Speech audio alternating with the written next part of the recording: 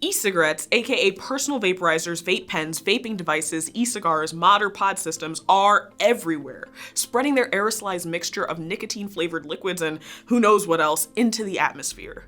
Vaping has become so ubiquitous that in 2014, the Oxford Dictionaries actually named vape the word of the year because its use had more than doubled in just 1 year. According to a study in the Annals of Internal Medicine, 10.8 million American adults were using e-cigarettes in 2016, but that leaves out users in middle and high school, a group that is growing rapidly.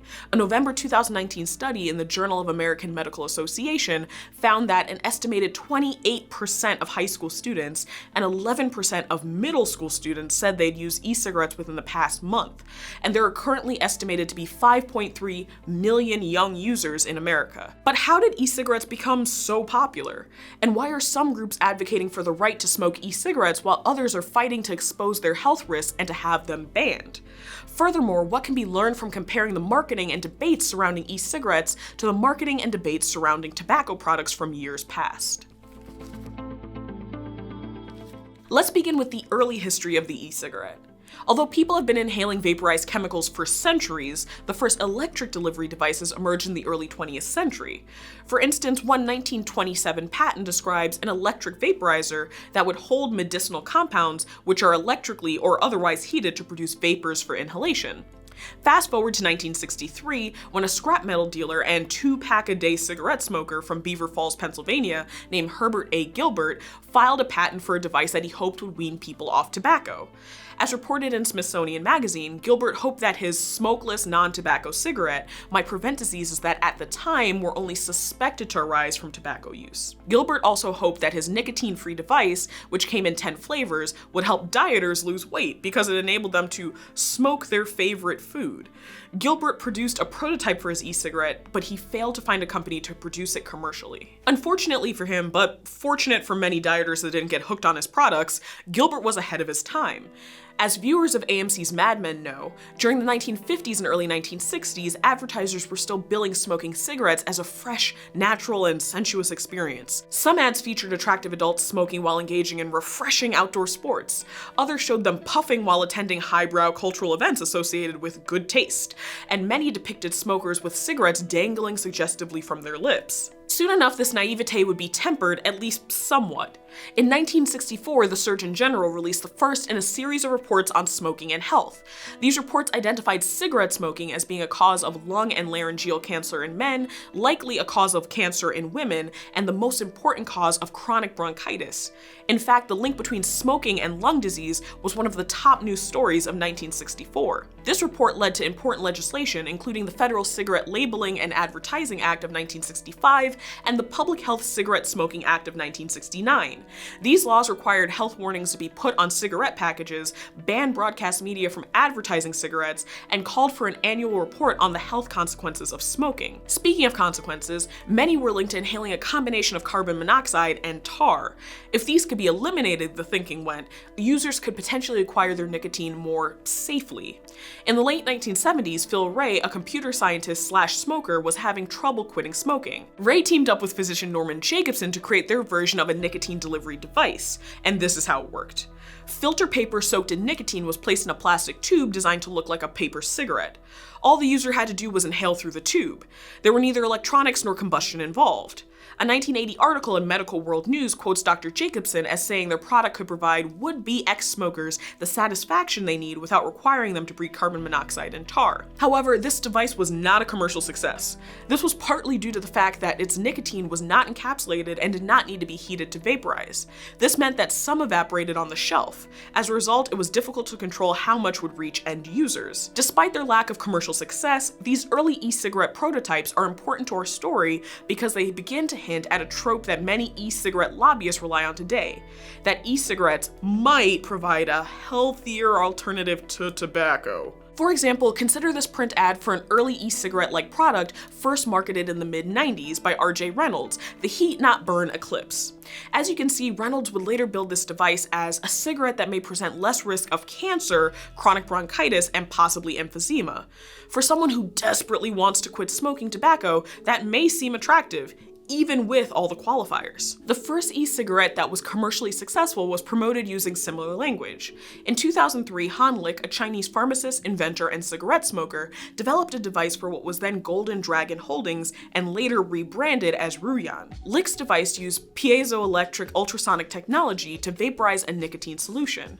In 2008, Ruyan's English language website pitched the e-cigarette as a healthier choice to make in place of tobacco products, and as a real way to put the power of choice and clean living back into your hands. Notice how the company merges the pitch that e-cigarettes are potentially safer with claims that these devices give the user power and access to clean living, ideas that we've just seen in old cigarette ads. You'd be surprised at how blatantly 21st century e-cigarette ads mimic mid-20th century tobacco ads. But saying that e-cigarettes are safe and healthy doesn't give us the full picture. 2 potential points. First, the issue of whether or not an e-cigarette poses a relatively smaller risk to a tobacco cigarette for a particular illness such as cancer distracts consumers from considering the other dangers that an e-cigarette might pose. The Eclipse, for example, ran into problems after loose glass particles were found in the filter tips. Sure, the Eclipse may have presented less risk of cancer, but it definitely presented more risk of glass particles in lungs. Second, the question of whether smoking e-cigarettes can curtail tobacco addiction is a matter of debate. In 2008, the World Health Organization issued a press release stating that it did not find e-cigarettes to be a legitimate tool for smoking cessation. Ruyan countered these findings by commissioning its own study through a group called Health New Zealand, which sounds super legit, which determined that e-cigarettes offered a safe alternative to smoking tobacco. In 2011, the American Journal of Preventive Medicine came to a more cautious conclusion stating, "Findings suggest that e-cigarettes may hold promise as a smoking cessation method and that they are worthy of further study using more rigorous research designs." So depending on who you ask, the jury is still out on e-cigarettes as a smoking cessation method. So how has the group of new e-cigarette users grown so quickly despite the ongoing controversies? The quick answer: sleek product designs, candy-like vape flavors, and marketing campaigns that deploy sophisticated social media tactics. Consider, for example, how the largest e-cigarette company, Juul, has become so popular with new users. According to Nielsen data, Juul accounts for almost 75% of the market share, and as of early 2019, had a market valuation of $38 billion. Juul devices, like many other brands that are currently available, are pleasing to the eye and easy to conceal. Juul even launched a model that looks a lot like a computer flash drive. The flavor pods are also small and easy to hide. These added flavors like creme, cucumber, mango, and fruit medley entice young smokers. After the Food and Drug Administration put pressure on Juul in 2018, the company stopped selling flavored e-cigarettes in retail stores, but still made them available via their supposedly age-restricted website. And in October 2019, Juul stopped selling fruit flavors altogether, but is still selling menthol, which according to the Centers for Disease Control and Prevention's 2019 National Youth Tobacco Survey, is actually the second most popular flavor among high school students. So even though the fruit flavors were designed to appeal to minors, banning them may do very little to curtail Juul use overall. Dr. Robert Jackler is the co-founder and director of Stanford research into the impact of tobacco advertising. His team has studied Juul's meteoric rise, assembling a website featuring 1,400 Juul advertisements. One section sorts where and how these ads appeared. Some were presented on social media platforms like Twitter, Facebook, and Instagram. Others were distributed by email or as part of an online promotion. Some even opted for the old school route: print ads, store displays, electronic billboards, and so on. But perhaps the most insidious were those created by paid influencers, people with large social media followings who posted and hashtagged about their glamorous love for e-cigarettes. Advertising like this is difficult for parents or the government to regulate. In 1965, federal acts mandated that advertisers include health warnings on their advertisements. They even banned the ads from broadcast media. Today's Food and Drug Administration has been locked in legal battles with these companies, but even then it can do little to regulate peer-to-peer viral marketing. Instead, the government has turned to counter-messaging. The Center for Disease Control and Prevention has issued warnings about the dangers of e-cigarettes. Take, for example, this handout aimed at educators and parents. The press has also played an important role. On November 8, 2019, the Washington Post reported the federal data shows that there are, quote, more than 2,000 cases of illnesses across every state but Alaska connected to vaping or e-cigarettes, and that according to the CDC, at the time this episode was written, at least 47 deaths in 25 states and the District of Columbia have been confirmed. Raising public awareness of the dangers of e-cigarettes is critical, especially because there's still so much we don't know about how their use affects the human body over time. Vitamin E acetate has been used as a thickener in vaping fluids, sometimes put into black market vape cartridges, some of which contain THC, the ingredient that provides the high for marijuana. According to the Center for Disease Control, vitamin E acetate was found in lung fluids of many who've experienced vaping-related lung injuries and deaths. And here's a critical point.